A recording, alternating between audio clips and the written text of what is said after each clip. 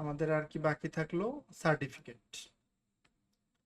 একটা সার্টিফিকেট আপনি কিভাবে তৈরি করবেন?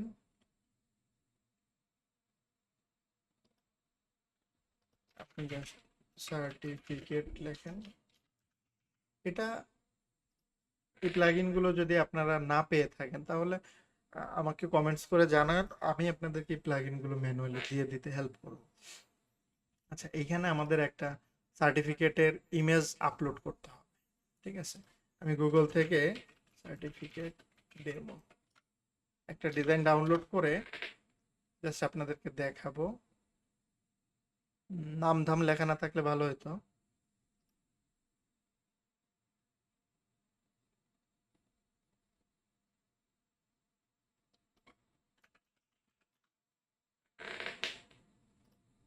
মনে করেন এটাই, এরকম একটা ডিজাইন আপনাদের করে নিয়ে ইনসার্ট বাটনে ক্লিক করেন, তারপর একটু অপেক্ষা করেন।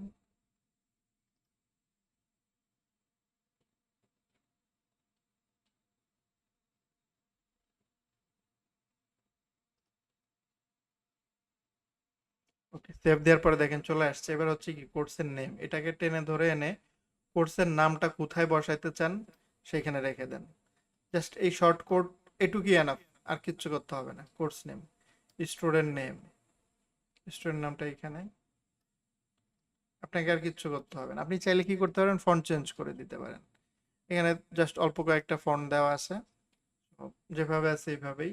এখানে সিগনেচার,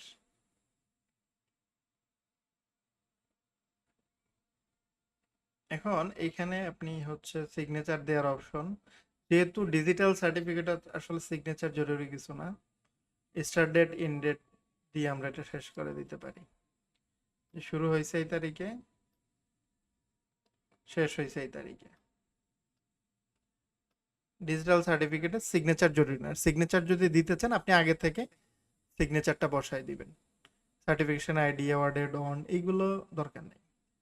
আপনি একটা কিউআর কোড ভেরিফিকেশনের জন্য, যে সার্টিফিকেটটা ভেরিফাইড, এটার জন্য আপনি কিউআর কোড দিয়ে দিতে পারেন।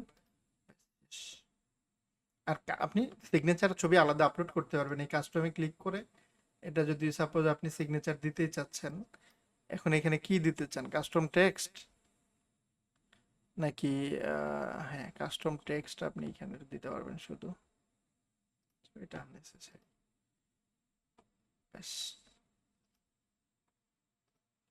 এবার এই কোর্সটা যদি আমি ফিনিশ দেই, আচ্ছা যেহেতু আমার ডান হয়ে গেছে, ফিনিশ দিলে আমি সার্টিফিকেট পেয়ে যাব।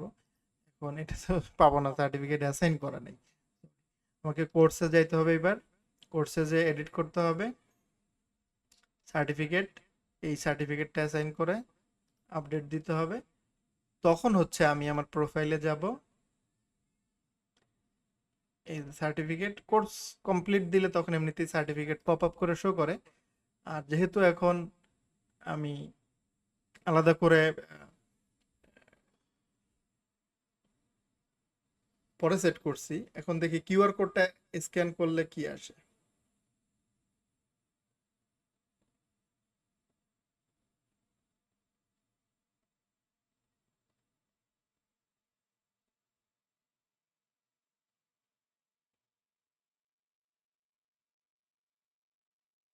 এটা একটু জুম করে নিতে হবে।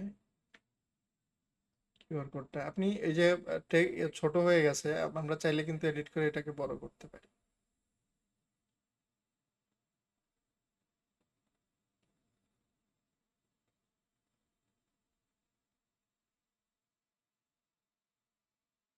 আইফোনে কি হইলো? আচ্ছা চলেন আমরা একটু সার্টিফিকেট থেকে কিউআর কোডটাকে একটু বড় করে নিয়ে আসি। যদিও ভিডিও ছোট করতে চাইছিলাম কিন্তু ভিডিও বেশ বড় হয়ে গেল।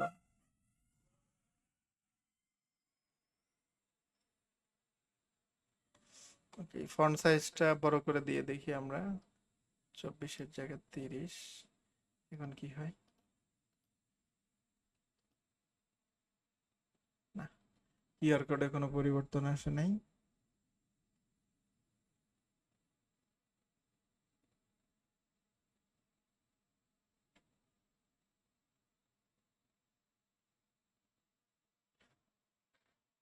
আচ্ছা, আমি আরেকটা মোবাইল দিয়ে একটু ট্রাই করে দেখি কিউআর কোড রিড করতে পারে কিনা, যেহেতু অনেক ছোট এখানে আসছে।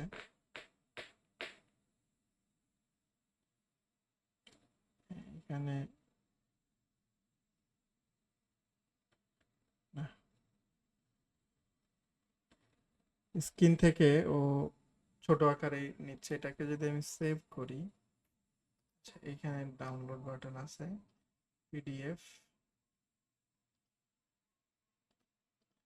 এটা তো প্রিন্ট করলে আপনার কোয়ালিটি অনেক ভালো থাকবে।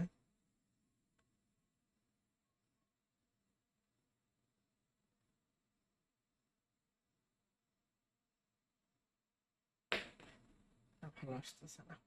আচ্ছা, হইতে পারে এখানে কোনো সেটিং টেটিং থাকতে পারে। যাই হোক, মোটামুটি দেখেন আমাদের সার্টিফিকেটটা কিন্তু রেডি হয়ে গেল। এখন কিছু বিষয় দেখেন, যেহেতু আমি এই জিনিসটা আগে থেকে করছি, আমি এই থিমটা দিয়ে জীবনে প্রচুর কাজ করছি। এই থিমটা তো কাজ না করলে আমি এমনি এমনিতে কিনিনি, কিন্তু অনেক বছর পরে এসে থিমটা নিয়ে কাজ করতেছি, যে কারণে অনেকগুলো জিনিস চেঞ্জ হয়েছে, অনেকগুলো বিষয় চেঞ্জ হয়েছে, যেটার কারণে আমি অনেকগুলো বিষয়ের সাথে ওইভাবে পরিচিত না বা নতুন হয়ে গেছি, যে কারণে অনেকগুলো বিষয় আমি বুঝিনি বা একটু 19-20 হয়ে গেছে, যে হচ্ছে না কেন, হয় নাই কেন।